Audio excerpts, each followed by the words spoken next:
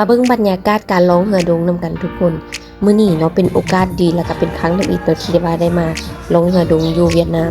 ซึ่งว่าบรรยากาศโคตรดีอากาศก็ดีเฮาก็ได้ร้องเรือดงไปตามสายน้ำนี้ใช้เวลาก็โดนเติมเนาะบรรยากาศก็สิเป็นประมาณนี้เลย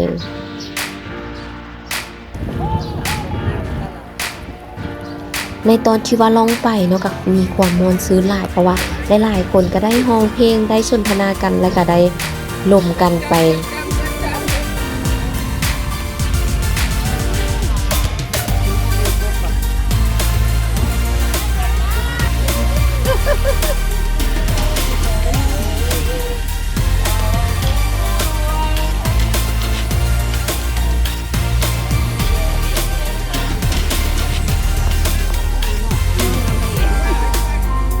เมื่อเฮาร้องไปในจุดที่ว่าเพิ่นแสดงเนาะเพิ่นก็ได้แสดงเกี่ยวกับเหือดงเนาะหลังจากที่ว่าเฮาเบิ่ง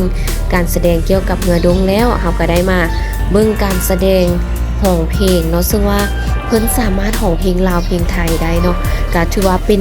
อีหยังที่ว่าพิเศษเนาะ